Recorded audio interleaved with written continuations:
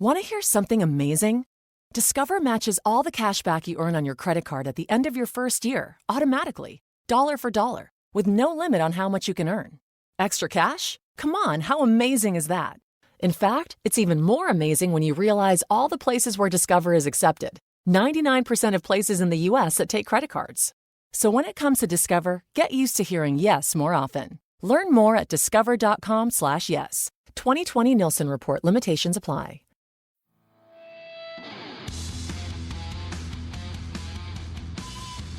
Episode 834 of No BS Job Search Advice Radio.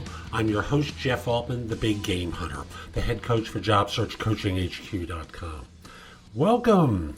It's Sunday, and I'm continuing a series that I'm doing of bringing in some of my episodes from Job Search Radio, from where I interviewed experts about job hunting. Now, these are longer form shows, about a half hour in length, I would say. So it's a good investment in time for you to learn things related to effective interviewing. Now, this show was released, I believe, in 2014 or 2015. The material is still perfectly valid. My guest here, Stuart Taylor, did a very nice job on this show. Now, the audio quality was recorded over a phone line, so if it's not as good as it normally is, that's the reason why. But the material is still good, and I thought it was worthwhile. So I hope you find this helpful. I hope you give No BS Job Search Advice Radio 5 stars on whatever podcast service you listen to it on, and that you reach out to connect with me on LinkedIn at linkedin.com/IN/The Big Game Hunter. Now, let's get going. Hi, this is Jeff Altman, the Big Game Hunter, and welcome to Job Search Radio on webtalkradio.net. This is a show where I like to spend a half hour talking with an expert in recruiting about some element of job search, because frankly, in my 40 years of doing search, I found that people just don't do as well in job hunting as they do in their work. So on this particular show, we're going to be talking about interviewing. And my guest is Stuart C. Taylor, the president of Top Performers, a recruitment and training firm based in the Washington, D.C. area. Stuart recruits sales and management professionals in healthcare and a variety of other fields. In addition, he conducts interview training seminars nationwide and has appeared on numerous TV, radio, and other broadcast venues. He's the author of How to Ace a Job Interview. Stuart, welcome to Job Search Radio. Great to have you on. Jeff, thank you for having me on.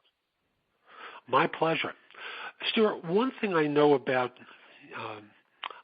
job hunters is they think they interview better than they do. And your laugh gives me agreement. Thank you. That's so true. And your book talks about 7 fundamentals of interviewing. So let's go through some of these fundamentals, okay? What's the first one that you would point to that job hunters need to focus in on? I'm going to address that. I just want to circle back to your comment about interviewers thinking that they interview better than they do.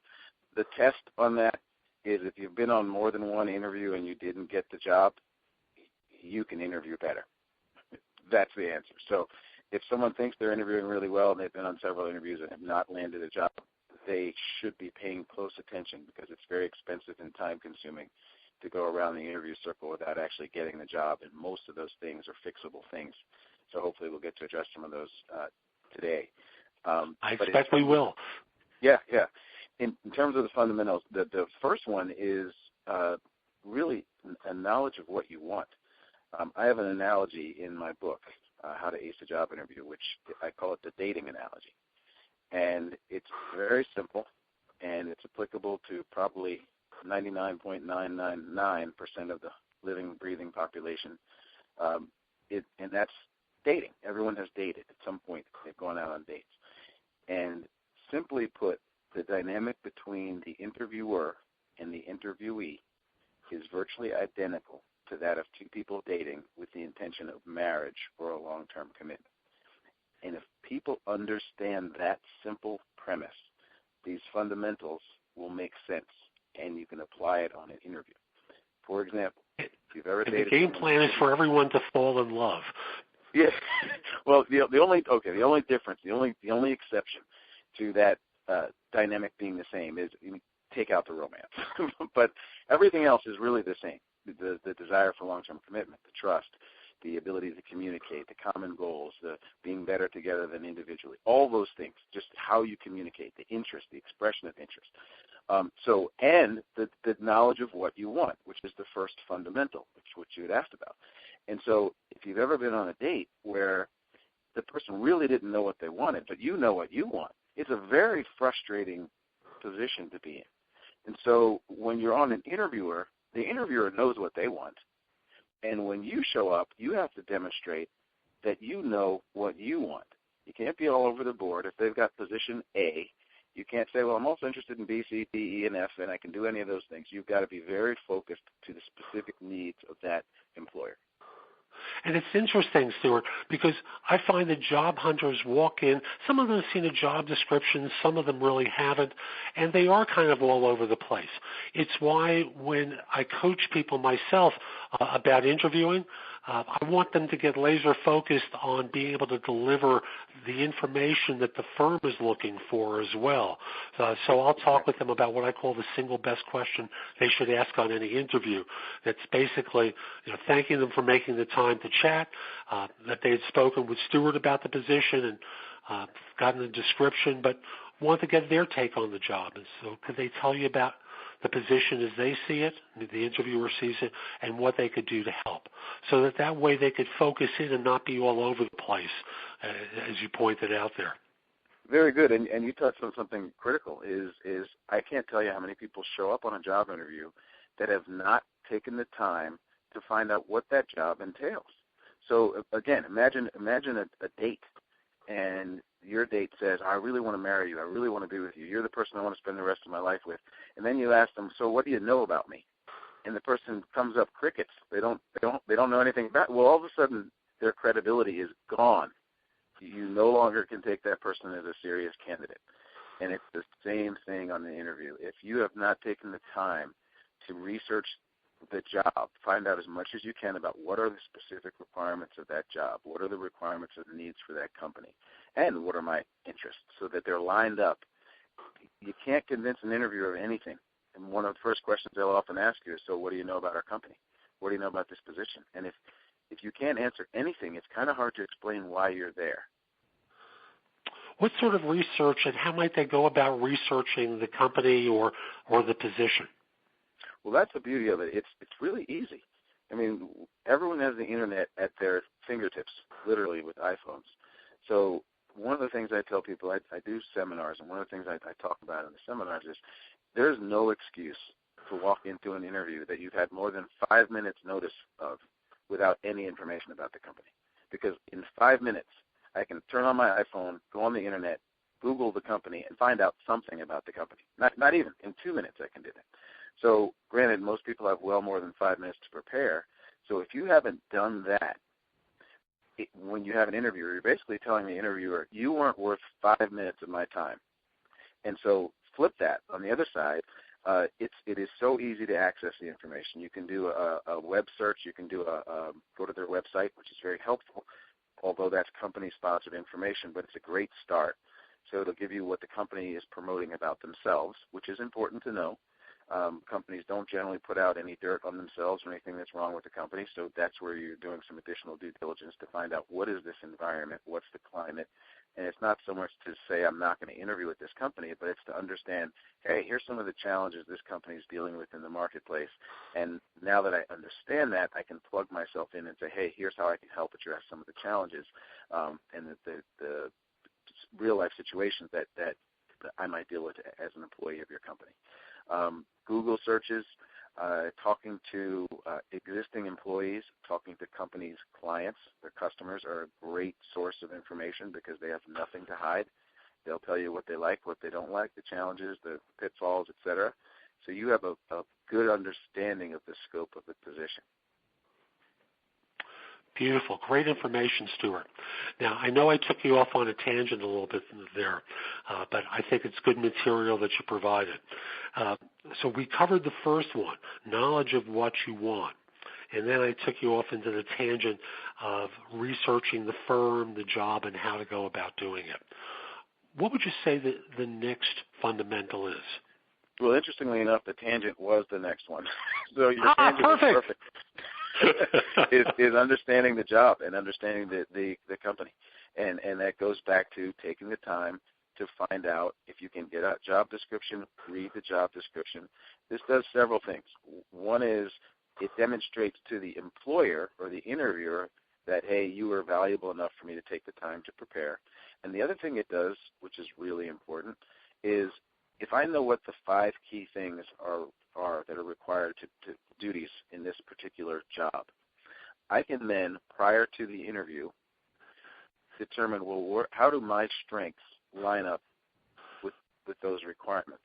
So when I show up on the interview, I can actually point to point and say, I understand this is what's required. Here's how I fit that. And it's a very, very helpful exercise. It's a critical exercise for a successful interview.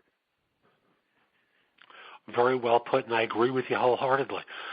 Unless people dot the I's and cross the T's for the interviewer, you can't assume that you're going to get the question asked of you that's going to allow you to reveal this. Better to be proactive and reveal the information in the course of answering a question than to have them try to pull teeth with you. Right.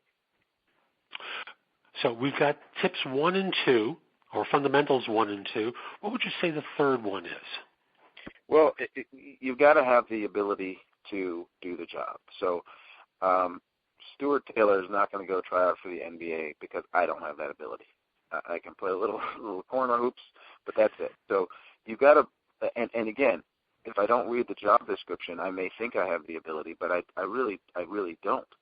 So to move that obstacle out of the way, and it does not mean you can't have a stretch goal for a job. It just simply means, do I have what's required? If it's requiring a mechanical engineering degree, do I have that? Yes, no. If it's requiring management acumen, have I managed people? Have I managed situations? How have I handled that? So it's looking and making sure, do I have the necessary skill set? And what I talk about at length in my book is how to actually go about assessing your strengths and making sure they line up perfectly with whatever job you're applying for. And the reason for that being important is if I'm an employer and I've got a job that requires 10 key elements for the person to succeed in that position, and candidate A comes up to me and they present that they've got 9 of those 10 elements very effectively. Candidate B shows me they've got 10 of those 10 elements. I hire candidate B. Even if candidate A were actually better, if they're not able to communicate that they line up point by point with what the requirements are, that they've got the skill set required to perform those duties, a 90% is not good enough. I want someone that is 100% aligned with the job that I have, which means they've got to have the necessary background and skill set to do it. And where a lot of people fail on this is they don't take the time, even people that take the time to review the company, say, okay, I learned all about the job, I learned the job description. They don't take time to review themselves. Just do a self-assessment on yourself so that you know exactly what you're bringing to the table. The worst thing that can happen on an interview is you show up and you cannot remember one of the key things about yourself. Not remembering a key thing makes that thing invisible to the interviewer, which means you don't have it in their eyes. So you have to remember 10 out of 10 things or 5 out of 5 things, whatever the requirements are, and be able to articulate those. If you haven't done a simple spreadsheet on what are my strengths, what am I bringing to the table, and how do these line up with this particular job, you're doing yourself a disservice because nerves and all sorts of other things get in the way. Time can get in the way where you just don't remember to share those things. And if you've rehearsed it a few times in your head prior to the interview, it's a lot easier to have it at the tip of your tongue when you need it to say, here's my strength, here's how I line up with this particular job. And as I'm sure you know, many interviewers are not particularly skillful. You and I, As veteran search people, we're working hard to extract information from job hunters. Yeah, we'd like it provided and offered up to us without a lot of effort, but because we have a financial interest, we go the extra mile. Many interviewers on the corporate side really don't, and they're not skillful enough to read between the lines in order to determine what's missing and that it might be there. You hit that so on the head. That is such a great point, because I think most people go into an interview thinking that the interviewer knows everything because they're the interviewer. They've got to. And the reality is a lot of interviewers were, let's just say I do a lot with sales. So a lot of sales representatives that are great salespeople get promoted into a management position. Then guess what? They have an opening on their team, and they're told, go interview for this position. They don't know even what to ask for. They don't know what to say. They have their own knowledge, correct or incorrect, of a certain bit of information that they may know to ask you or not. And so you're sitting across the table from someone, and they might not know what to ask you to uncover your strengths. So the onus is on you, the candidate, the interviewer, the interviewee, the person that's being interviewed, has to know and be prepared to share who they are, despite the fact that the interviewer may not have the skills to uncover it. You've still got to make it visible, because that interviewer that doesn't have the skill or the experience is still going to evaluate you based on what you say or don't say. So you hit that on the head. That is such a great point. You know, my audience has heard me say many times that the skills needed to find a job are different than the skills needed to do a job. And the skills to be successful in a job are very different than the skills needed to interview, qualify, assess, and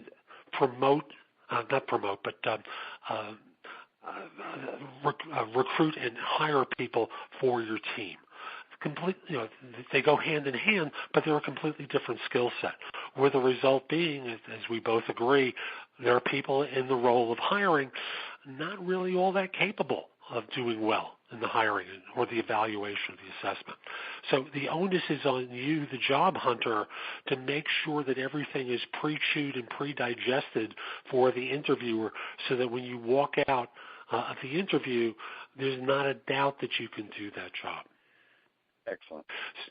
So we're going to come back to Stuart in just a moment, but first I'm going to go into my Job Search Insider tip for this show. And this one's on resume writing. And for those of you who've heard some of my interviews with people about effective resumes, you've heard guests and myself talk about the importance of metrics. And I want to lay out a formula for metrics and how to express it on a resume that I think will be very helpful. And this comes from an article I read this week about what Google recommends for displaying metrics in a resume. So, for example, what they ask people to do is state what they've done by comparison to others in the role. And then from there, explain exactly how they've gone about doing it. So in the example that they offer, they talk about wrote 50 op-ed articles for such and such newspaper by comparison to 6 for the average writer, and then talking about how they went about doing it. It's a very clear comparison between you and your competition that allows you to stand out. And it will be a subject for investigation once they invite you in for the interview. So that's my tip for this time. I want to come back to Stuart, and we've covered some great points so far. Let's go on to the fourth fundamental. And by the way, I love your tip, and I loved it so much. I want to say something just to compliment what you said. So often I get resumes, because I do recruiting, and I get resumes from people, and they put their percent to goal. For example, they put 105%, 110%, 120%. And what I tell them is, that's nice, but those are just numbers. That tells me that you're above your goal, but it doesn't tell me where you ranked in comparison to everyone else doing the same thing, which is what you just touched on. And so if you're 105% the goal and everyone else is 300% the goal, you're at the bottom. You're last. So the 100, or if you're 90% the goal and everyone else is 20% the goal, you're at the top. So just to support what you said is it's so important to put that relative data on your resume and when you're on an interview to make sure someone gets the understanding of what does that number mean? Where are you ranked? Are you the best or are you the worst? And you want to make sure that you're obviously highlighting where you're the best. And for someone who might be an executive, you can talk about percentage growth within your business unit and compare it with what your predecessor did. So if growth is at 85% or 12%, and your predecessor had 1% or negative growth, you've demonstrated a baseline for comparison. Exactly. Excellent. Thank you. So we've got three of them so far, which is knowledge of what you want, researching the firm and the job, and, of course, the ability to do the job. What would you say the fourth fundamental is? The fourth one, and I'm going to go back to the dating analogy to emphasize this point. If you are sitting across the table from someone that has got the look you've been looking for, they've got the intellect, they like the things you do, they've got all these things in common, and this is a person that you could imagine spending your life with because they've got everything that you're looking for. And they tell you that finally they give you the words you've always wanted to hear. And they say that they love you and they can't wait to spend the rest of their lives with you, and et cetera, et cetera. But they say it like this: I really, really love you. I really believe we could have a great, great, wonderful life together. Can I have the check, please? Yeah, that's how I respond. Exactly. It's not just what you say; it's how you say it, and it's got to be from the heart. It's got to be passionate. It's got to be, heartfelt. And people get on interviews. Don't forget, you're dealing with another human being. You can be serious, but that doesn't mean you can't be expressive. As a matter of fact, people want and need to see some form of expression and interest and enthusiasm from you. And so nerves can make you less enthusiastic, or thinking, well, I've got to be like this. Okay. Well, then your words can get lost. And so you need to make sure you're expressing with passion and enthusiasm your desire and interest to move forward with this company, just as you would want someone to do so with you if you were dating with the intention of getting married. You need that to feel that, wow, that's the glue. And I'll tell you, enthusiasm can cover a whole lot of evils and ills. If you're super enthusiastic and passionate, I don't mean jumping up on the table and dancing around or going crazy. I just mean expressing yourself, with desire and interest. And that can light someone's fire more than saying, hey, I'm a 5-time President's Club Award winner. And so, matter of fact, often it does, And so it's very important to show that. Be you, be excited, and let people know that you're interested. And often it's the tiebreaker between one person and another. Because, Absolutely. Again, we're remembering how hiring managers are looked at. Imagine you're a hiring manager. You've gone through 27 interviews.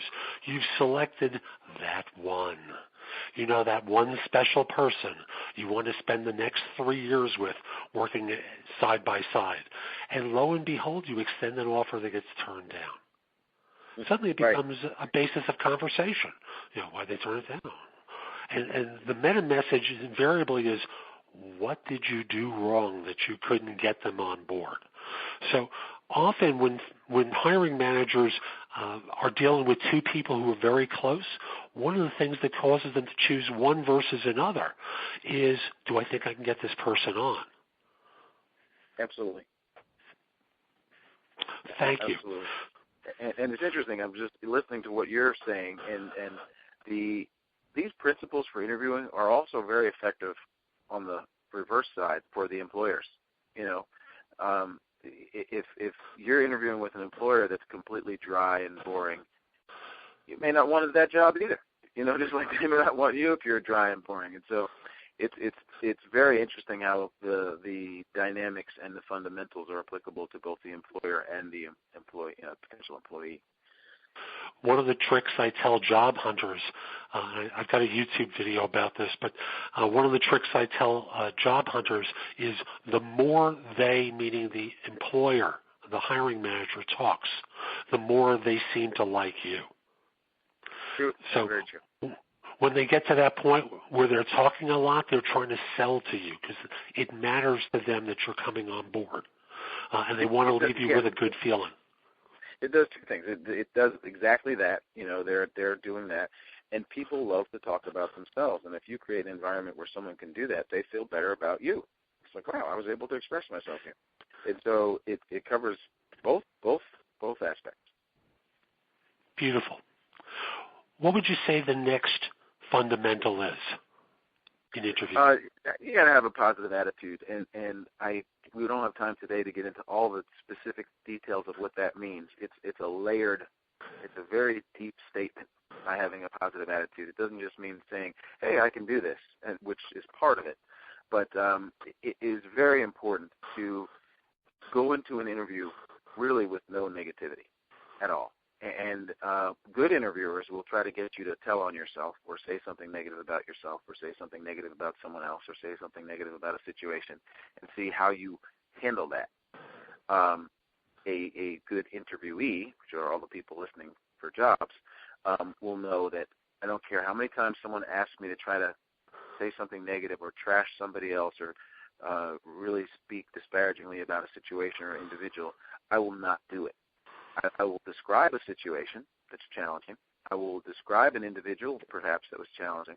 But you'll never get me to personally attack that person, and I will always provide a solution on how I work through that negative situation or that challenge. And so, and again, I'm just covering the surface of this, but if there's one takeaway, it is to always provide solutions to the situation that you're in, and never leave a statement or an interviewer dangling with a problem. Like, oh yeah, that person was really terrible to work with. They didn't show up on time. They didn't know what they're doing. Period. Never end it with that. As a matter of fact, you shouldn't even speak that harshly about someone else. It would be more of along the lines of, well, yeah, that person was challenging. We had meetings, and they really weren't present at many of the meetings. So here's what I did. I allocated responsibilities to the other team members. We had a coaching session with that one missing, absentee member. We were able to bring the group together. At the end, kumbaya. We got everything done. The job was completed. We got an exceptional rating on the project. So you always ending it with, here's how I work through the difficult situation. Nicely put. I had a situation with a candidate. He's on a fourth interview. Now, they're all being done by phone because he's in Canada. My client is in the heartland in the U.S. And he said something stupid about a former manager of his. And then he used the profanity in the interview. Now, when the client told me about this afterwards, I was dumbfounded. We're talking about a $175,000, $200,000 a year person who's hired people himself. He knows better. But employers have this way of drawing out the worst by buddying up sometimes, and people hurt themselves. So absolutely, positive attitude, nothing critical, being able to discuss the situation without personalizing it and being critical of anyone else. Right. I'll give you a funny one. I had at my old company, we always had tag team interviews. So I would do the first interview, and then another manager would do a follow-up interview on candidates that I liked, and vice versa. And so there was this one candidate that I had liked, and she had done a very nice job, and I forwarded her on for a second interview. And due to this manager's schedule, he could only meet her for like a late lunch. And so he meets her for lunch, and so the waitress comes by and says, "Well, would you like anything to drink?" And she orders a glass of wine. And it was just funny because he said she ordered wine. So, now if the interviewer were to order first and order wine, that might be okay. But you got to stay on the conservative side. No profanity, no alcoholic beverages, no jokes. Just, you do want to be yourself, but not not transparent. Not let it rip. Exactly. So, it was very interesting, and you're right. Good interviewers are very good at getting people to put their guards down, and that's their job. It's like, okay, I want to find out who you are, and the interviewer needs to remember, I am in a professional situation. I can show them who I am. I can even tell them a personal example. But it's still an interview. It's still a professional environment. And if you decide to check that at the door, you're basically telling the employer that, by the way, when I'm hired, I'll do whatever I want to do because I don't even have any rules on the interview. And you're going to get yourself disqualified or increase the likelihood of that happening. They are there to evaluate and assess. They are not there to be your friend. Right. And as a result, it is critical to keep the guard up because they're going to draw out the worst. So we've covered 5 points so far. We've got 2 more yet to go and not a lot of time. What's point number 6? Well, I'll touch on the last 2 fairly quickly. The ability to communicate effectively with the interviewer, and that covers a multitude of levels as well, from body language to how you are speaking, your manner of speaking. I'll touch on a few things that I think will be helpful. Is going back to the terms of engagement and demonstrating interest and enthusiasm. Your body language, your eye contact, all communicates. It's very significant things to an interviewer, just as on a date, your body language and eye contact communicate very powerful messages. So one of the things is, the eye contact has to be excellent. Your handshake defines you. And I talked to someone several months ago on a program, and he's like, I can't believe we're still talking about the handshake. I'm like, but we are, because people don't necessarily realize when you shake someone's hand, if you have a firm professional business handshake, you have just defined yourself as confident, capable, professional. If you have a weak, wimpy handshake, or you catch them wrong, they catch your hand, catch the end of your fingers, or you've got no grip in your hand, you've communicated that I'm weak, I'm probably not very energetic, I probably don't have any impact or presence, and you've communicated that. So that's where they start. That's the first few seconds. And so your interview really can't succeed if you've started it off on a bad note like that. Eye contact as well. I'm confident if you're looking someone in the eye. If you're looking away every few minutes, or you're distracted by, let's just say you're interviewing in a hotel lobby and they're doing construction. Well, that's hard not to pay attention to. But if you're looking over at it every few seconds, you're conveying that, you know what, that is more important than whatever it is you're talking about. So you've got to focus. You've got to practice doing this. Body language. I'm going to pause you here for 1 second about the handshake, because our audience is an international audience, and the advice that you've given is very U.S.-centric, the firm handshake. In some cultures, a softer handshake is more appropriate. The depth of the bow is how the confidence is and respect is measured. So the advice Stuart is giving is appropriate for the U.S., but you have to do the positive thing for your culture in order to ensure that you're not unintentionally being perceived as being rude. Very, very true. Now, and I will, let me circle back to that. I wholeheartedly agree. And I'm being from the U.S. This information is U.S. centric.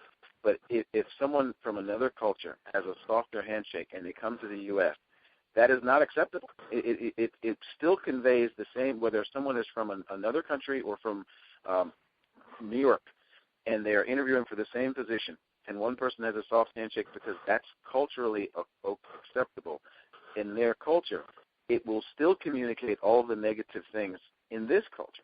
And so you have to know your audience, and probably vice versa. If a U.S. citizen were going to another culture where that's different, it would be very advisable to learn what's the best way to, for my salutations and greetings. But yes, here, particularly, and I've worked with some companies that are international companies that work with students and people coming in from other countries for interviews. They have to know that, if you have this soft handshake, you're going to get yourself disqualified, and you're not even going to know why you got disqualified, because they're not going to say you had a weak handshake. No one's going to tell you that. But they're going to make a decision based on that. Exactly right. In the back of their mind, it sticks like a thorn, and they come up with a different excuse or an explanation for it, because there's something incongruent with your behavior with what their expectations are of someone in the role. Right. So, great tip. What's the 7th fundamental? The 7th one is compatibility with the interviewer, and the simplest way to put that is if you're doing the other 6, you're very likely to be compatible with the interviewer. Now, here's the beauty of it. If the interviewer is the hiring manager and you find yourself very uncomfortable, you're just not feeling right, you're not compatible with this individual, don't take that badly. That's actually good. You do not want to step into a job where you're directly reporting to someone with whom you're not compatible. It's just like stepping into a relationship with someone with whom you're not compatible. It's a setup for absolute failure, misery, and it does not really matter what you're getting paid. It's not going to last. And then you've got another blemish on your resume for a short turnaround job. If, however, the person you're interviewing with is a screener or not the direct person that you would be reporting to, and you don't feel the warm fuzzies with that person, do bend over backwards, do somersaults to try to get to be as compatible as possible with this person so that they forward you on to the next step. I've had people that had initial interviews with someone, they're like, I really didn't like them. I didn't like the way they asked the questions. I was like, but that's not the person that's going to be hiring you, and you just stopped giving 100% midstream on an interview. So they've disqualified you, and you never even got to the person that you'd be working with. That's sad.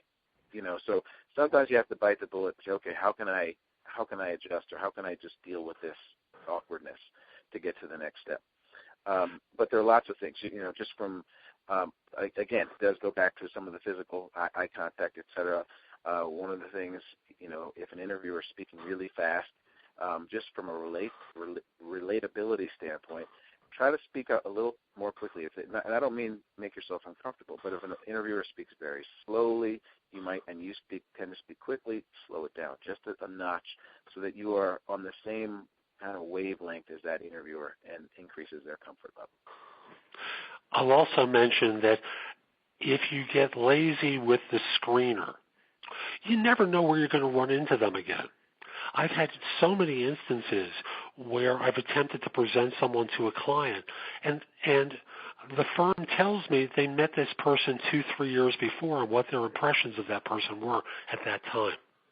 You just never know. Doesn't matter what market area, what field you're in, what geography that you're in.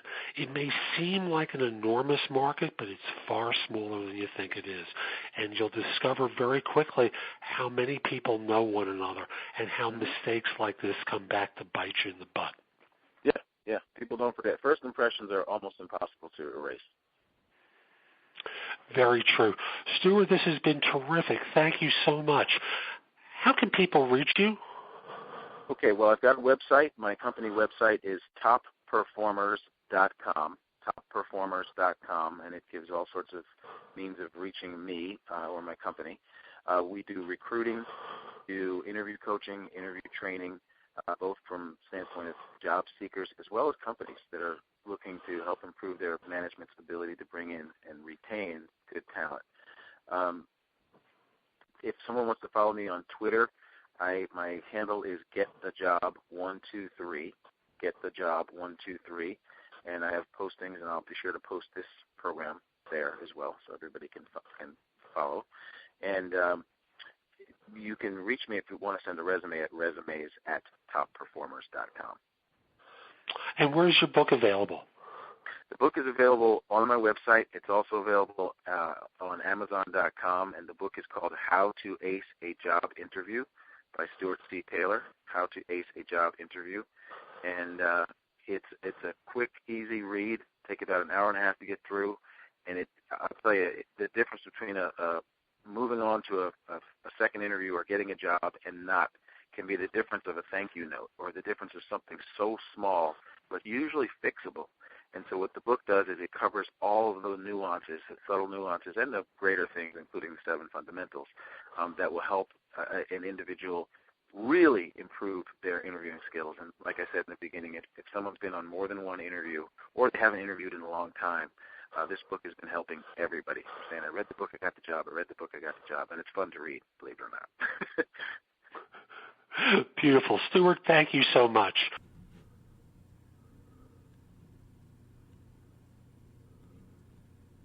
So that's today's show. I hope you found it helpful. And if you did, here are a few ways to connect with me.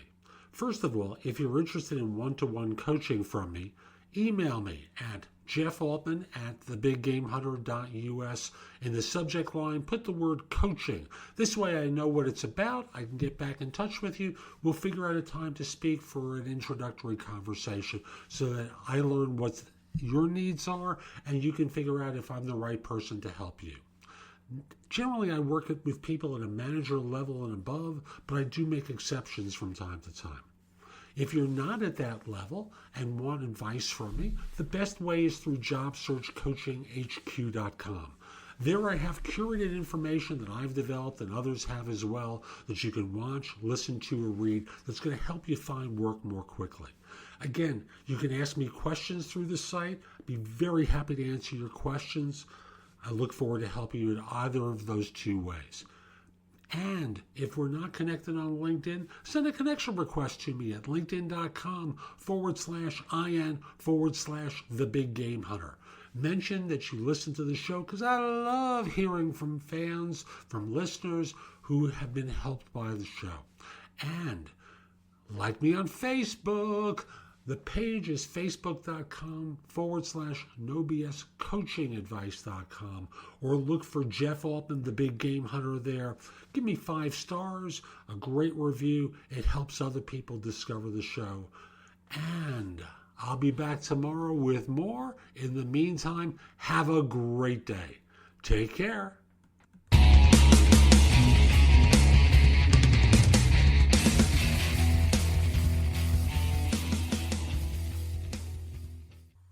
Does anybody want breakfast? Guys, let's go. I'm leaving for McDonald's in 5 seconds. Why didn't you start with that?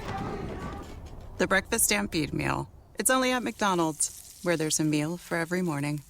And nothing says morning like a classic sausage McMuffin with egg. Right now, get this all-time favorite for just $2 on the $1, $2, $3 menu. Price and participation may vary. Cannot be combined with any other offer or combo meal. Ba-da-ba-ba-ba. Want to hear something amazing? Discover matches all the cash back you earn on your credit card at the end of your first year, automatically, dollar for dollar, with no limit on how much you can earn. Extra cash? Come on, how amazing is that? In fact, it's even more amazing when you realize all the places where Discover is accepted. 99% of places in the U.S. that take credit cards. So when it comes to Discover, get used to hearing yes more often. Learn more at discover.com/yes. 2020 Nielsen Report limitations apply.